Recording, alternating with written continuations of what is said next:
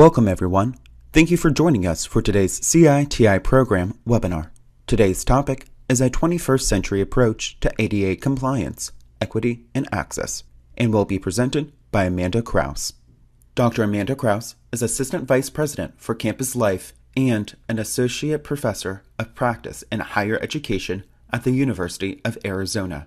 She serves as Executive Director of the University of Arizona's Disability Resource Center, which is regarded as an international model of progressive practice. She is currently President of the Association on Higher Education and Disability, and has had the privilege of working with campuses and organizations around the country and internationally, including the U.S. Department of State and the National Collegiate Athletics Association. There are 3 identified learning objectives for this webinar. 1, to be able to define the purpose and implications of Section 504 of the Rehabilitation Act, and to define the purpose and implications of the Americans with Disabilities Act, commonly referred to as the ADA. We'd also like you to be able to compare and contrast concepts of accessibility and inclusion within higher education.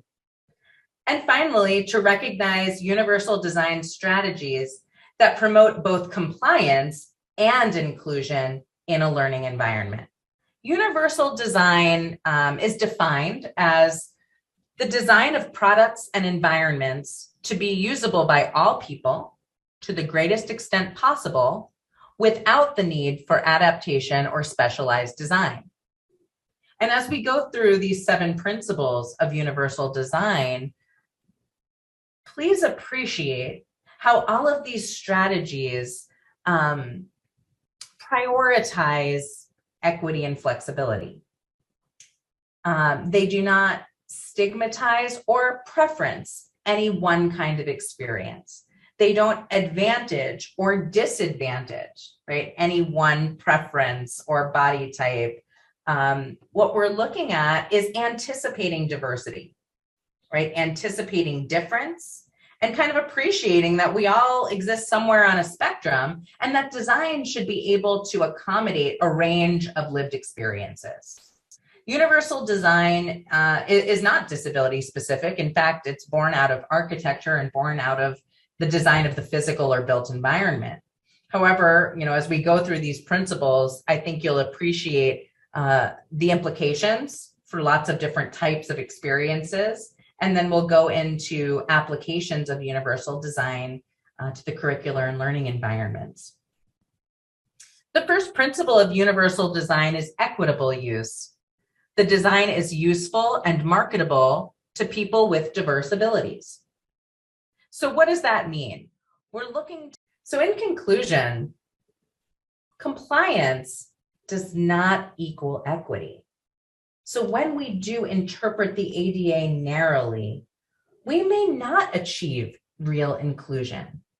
Again, the ADA is very, very important civil rights legislation, and we should be grateful for it. I know that I am. And when all we do is focus on the letter of the law, we are probably missing an opportunity to demonstrate meaningful inclusion for students with disabilities. Universal design is a set of strategies that promote equity. So this is a way to operationalize our values and our commitment to not just access, but to inclusion. I will also note here, universal design is a process, right? It's an ideal. It may not be possible to design any one thing to be universally accessible to everyone. But isn't that a great goal, right? Isn't that something we all want to be working toward? But it is a process and it requires engagement and reflection, from you as the designer. And equity is compliant, but compliance is not always equitable. This really encapsulates, I think, the purpose of this presentation and this discussion. Equity at this point, 30 some years after the ADA was passed, 50-ish years after the Rehabilitation Act was passed, equity should be this next chapter.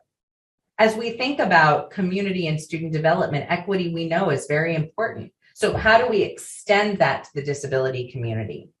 So yes, we know we must be compliant with the ADA, right? We know what our legal obligations are, but that's not always going to achieve our real goal, which I would venture to say is equity.